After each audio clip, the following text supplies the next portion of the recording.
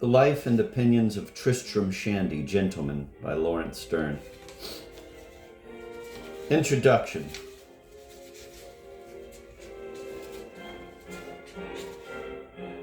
Introduction by Cedric Watts.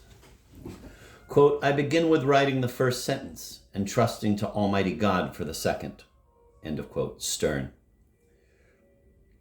Lawrence Sterne's astonishing novel, The Life and Opinions of Tristram Shandy, Gentleman, appeared in 9 volumes between 1759 and 1767. It is the brilliant culmination, though obviously not the conclusion, of what could be termed, quote, the literary Saturnalian tradition, end of quote, an eccentric tradition of comic and satiric works of literature, which are pedantic and anti-pedantic, replete with learning while mocking that learning, works which now draw us into their fictional worlds and then draw attention to their fictionality. A Saturnalia was a riotous festival in which slaves and masters changed places, and this literary tradition has qualities of exuberant, deliberate disorder, invoking boundaries and anarchically transgressing them. Like a rebellious servant, the author or narrator, instead of being self-effacing, is self-revealing and exposes the devices which normally are concealed. Often, elaborate erudition is combined with farcical and indecent humor, and apparent piety may be counterpointed by modes of irreverence or skepticism. The Saturnalian tradition is well over 2,400 years old, extends through postmodernism to the present day, and is likely to continue for many years to come. The surname of Sterne's Tristram is fitting. In the 18th century, the adjective, quote, shandy, end of quote, could mean, quote, wild, a little crack-brained, somewhat crazy, end of quote, which suits the ludic, ludicrous, and fantastic features of his writing.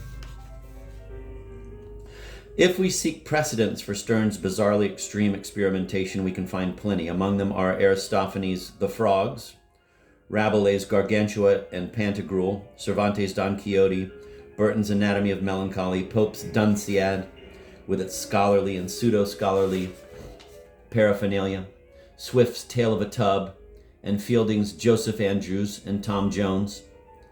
Rabelais, Cervantes, Pope, and Swift are cited on various occasions in Tristram Shandy, and Sterne borrowed material from the Anatomy of Melancholy. Aristophanes' comedy, a prize winner in 405 BC, parades layers of illusion and then draws attention to their illusoriness. The fictional characters mocking the real audience and the contemporaneous public. Even the high priest of Dionysus, sitting in the front row of the auditorium, is addressed by a buffoonish character who supposedly is Dionysus himself, tutelary deity of Greek drama. Centuries later, Rabelais devotes many pages of abstruse learning to discussion of body and scatological topics, notably the ideal wiper for the anus. Cervantes, in a narrative which confuses reality with illusion, introduces promising tales but then lets them be repeatedly interrupted. Robert Burton's Anatomy of Melancholy, partly comical and partly serious, uses the topic of melancholy as the pretext of a vast encyclopedic work which was avowedly written to hold melancholy at bay. Alexander Pope's mock heroic Dunciad deploys an abundance of scholarship and scatology to satirize, among others, learned scholars. Jonathan Swift's Tale of a Tub, a satirical account of religious differences, offers blanked passages, filthy allusions, and digressions which include even, quote, a digression in praise of digressions, end of quote. Henry Fielding, in turn, delights in teasing and tantalizing the reader, engaging her or him in critical discussions and changing the subject at a point where the reader is keen to know what happens next. The attempted rape of young Fanny is interrupted by 2 chapters of, quote, facetious dialogue, end of quote, and, quote, grave and truly solemn discourse, end of quote, which the author professes to fear will not make adequate compensation for, quote, the anxiety which the reader felt on the account of poor Fanny, whom we left in so deplorable a condition, end of quote.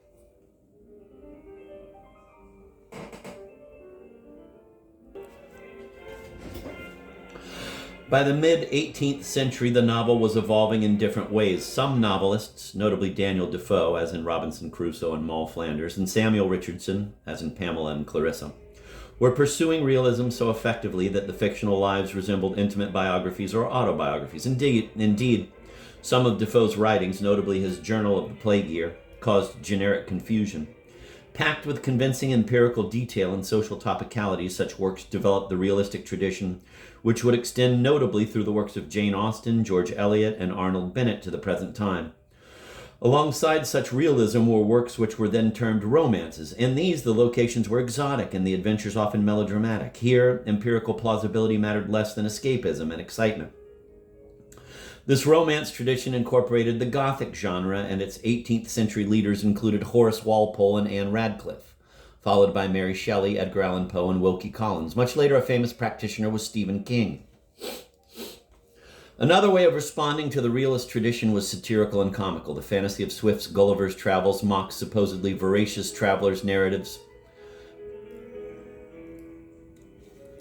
and Defoe's empirical illusionism. Fielding's Shamella hilariously satirizes Richardson's Pamela, while Fielding's Joseph Andrews begins as a parody of Pamela. Whereas the realistic novels would seek to conceal the author, the satiric tradition often paraded the author. This tradition often blends with, but is not identical to, the Saturnalian tradition to which Sterne owes so much. Even the didactic, realistic novels of Richardson, however, by developing the technique of, quote, writing to the moment, end of quote, catching the second-by-second thoughts of a character may have influenced the detailed rendering of mercurially swift thought processes which we find in Tristram Shandy.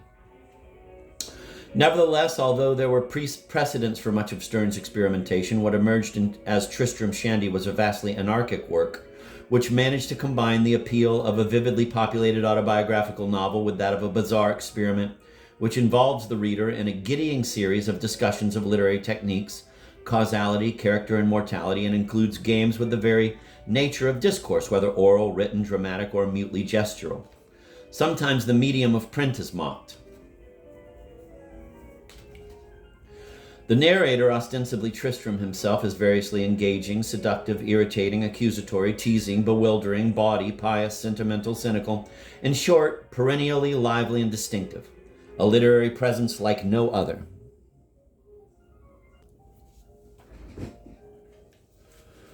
Lawrence Sterne, 1713 to 1768, who was educated at Jesus College, Cambridge, and later became an Anglican priest, was born into the period of English culture which is often termed, quote, the Age of Reason, end of quote. Alexander Pope, in an essay on man, John Locke and David Hume expounded their philosophies, but that was an age in which extremes of rationality, pedantry, and philosophical abstruseness were frequently subjected to mockery, and Pope, Locke, and Hume all noted the threats to or limits of human reason. The early 18th century was a great era of satire and irony. Locke is openly praised and implicitly mocked by Sterne.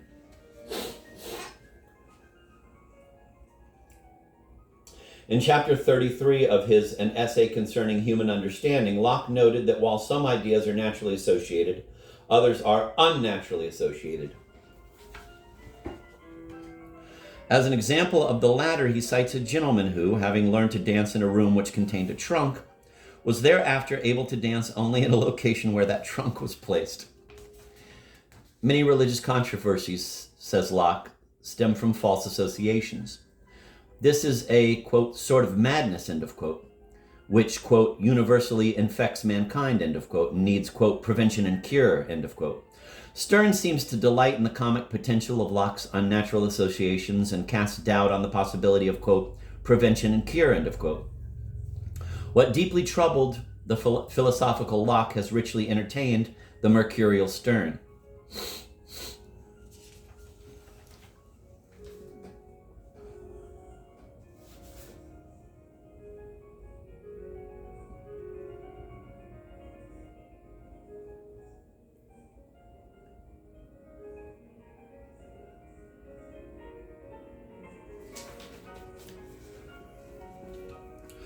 In Tristram Shandy, both the inner fictional world of the narrative, telling of the characters' interactions, and its outer discursive world, in which the narrator parades his personality and narratorial difficulties to us, are dexterously linked by one great coordinating theme. That theme is, quote, threatened potency, end of quote. The world in which the character Tristram moves is a world in which masculine potency is constantly under threat. The outer world in which Tristram strives to build his autobiographical narrative is also one in which his masculine potency as author is repeatedly subverted. Indeed, the very conclusion of the inconclusive narrative confirms this coordinated thematic concern. Quote, Lord, said my mother, What is all this story about?" "A cock and bull," said Yorick, "and one of the best of its kind I ever heard."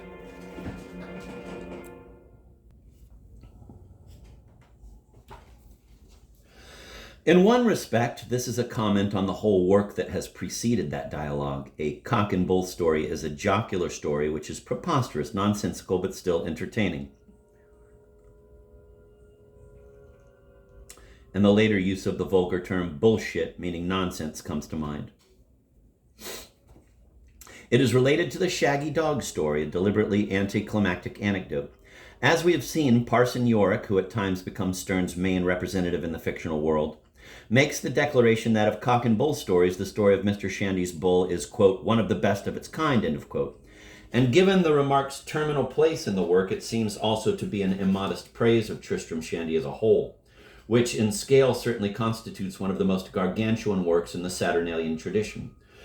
But there is also a specific thematic reference. We have just been told that the bull belonging to Tristram's father is supposed to impregnate a cow, but appears to have failed in its duty. Like Walter Shandy, quote, "he went through the business with a grave face," end of quote, but no pregnancy resulted. So the reference to, quote, "a cock and a bull," end of quote, has an obvious body significance here, since the word cock could, as it still can, mean penis.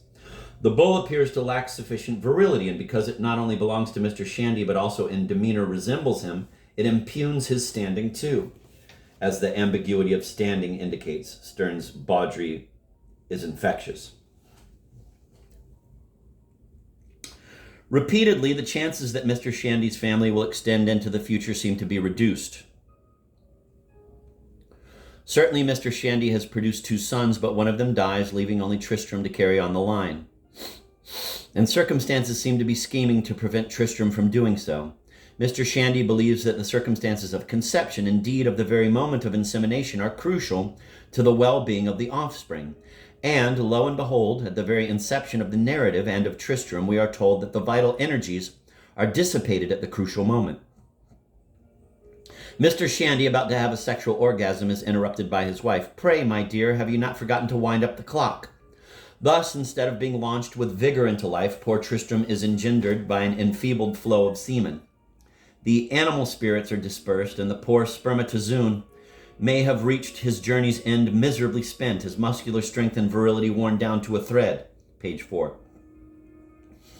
Furthermore, Mr. Shandy believes that the midwife should ensure that the brain of the newborn is undamaged by permitting a feet-foremost delivery. But in the rush and confusion to deliver Tristram, the head emerges first, and with thematic inevitability, the boy's nose is crushed by the man midwife's damaged forceps. The text, with gleefully prurient pre-Freudianism, one more time.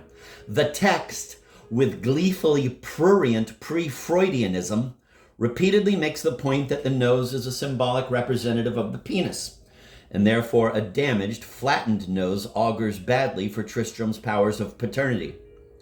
The more the author declares that by, quote, "a nose," end of quote, he means, quote, "a nose and nothing more nor less," end of quote, the more his own narrative emphasizes the phallic significance. Indeed, in the chapter 32 of Book 3, which immediately follows that declaration, we are shown that an earlier marriage hinged on an ancestor's ability to persuade his bride-to-be that his nose, though small, was, quote, "a full inch longer," end of quote, than his father's, and thus implied sufficient sexual power for procreation.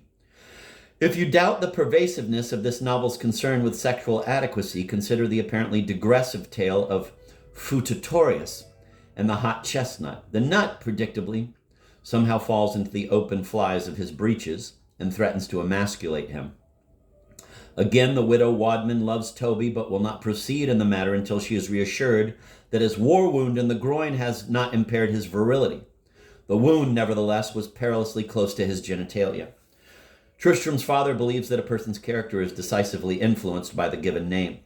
He therefore chooses for his son the name Trismegistus, meaning thrice great, a name invoking the wisdom and power of the legendary Hermes Trismegistus.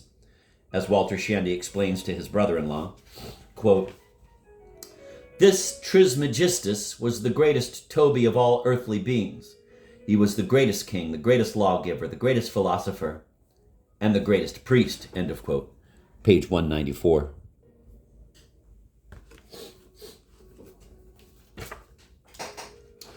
Sir Isaac Newton had translated the emerald tablet ascribed to this magus, and as the translation makes clear, the tablet bore a creation myth, a story of the original act of creation whereby the sun engendered life on earth.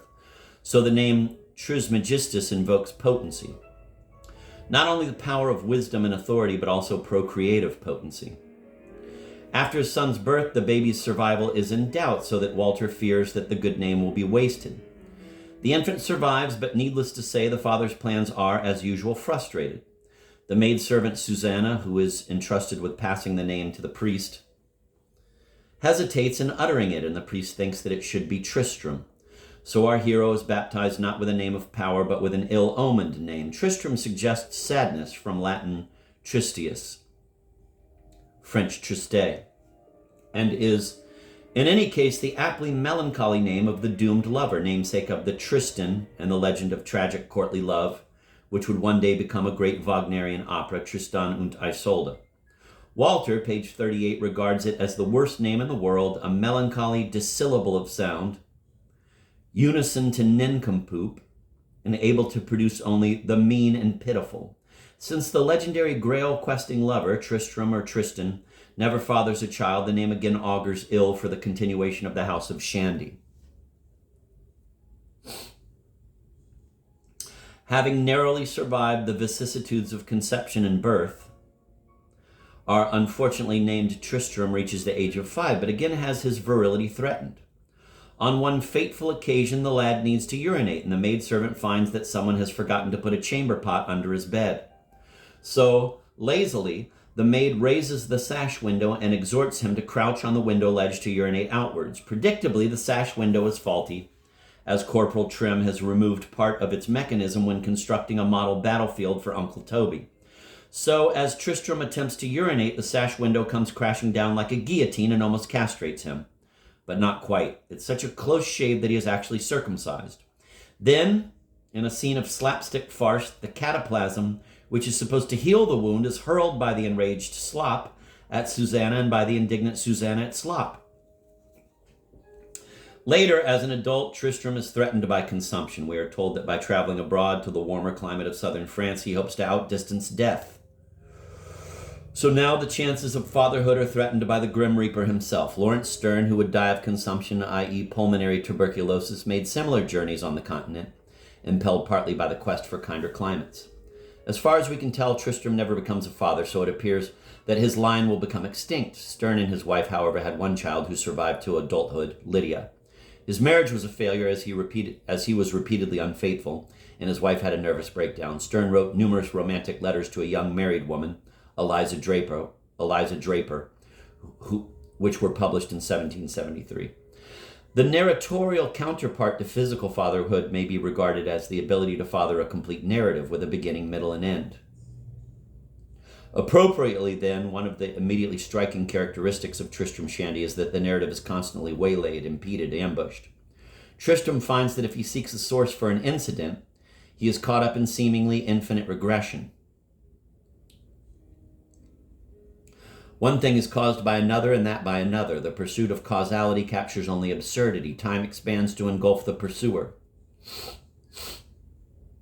Famously, a third of the way through, we encounter this. Page 195. I am this month 1 whole year older than I was this time 12 months. And having got, as you perceive, almost into the middle of my 4th volume, and no farther than to my first day's life, 'tis demonstrative that I have 364 days more life to write just now than when I first set out, so that instead of advancing, I am just thrown so many volumes back.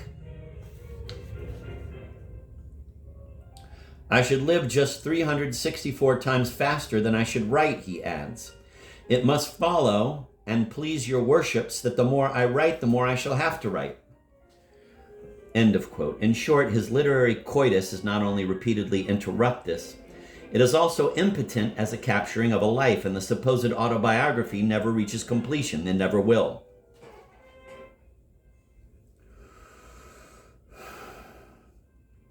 The end of the narrative occurs 4 years before Tristram's birth. Thus, Tristram Shandy as a whole is a cornucopian memorial to threatened potency.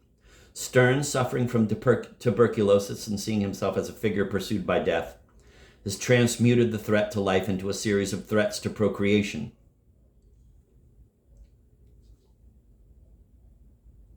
Whether biological or literary. Nevertheless, the work is vibrant with creative energy and exuberantly self-referential devices. Stern offers us blank pages, for instance. One is for us to complete. He shows marbled pages to represent the nature of the work. Funereally blackened paper commemorates the deceased Parson York. Chapter 24 of Book 4 is missing because we are told the narrator has torn it out. Other omitted material is restored out of sequence. Chapters 18 and 19 of Book 9, for instance, the narrator places a dedication well inside the book and offers it to the highest bidder. He provides diagrams of the narratives of different volumes of the work, giving in effect a map of the digressions and promising that he will try to provide a more direct account in future, a promise which he predictably fails to keep. He frequently addresses the reader, who is variously regarded as female, male, and multiple, and he repeatedly seeks to embroil us in the narration by guessing or impugning our responses.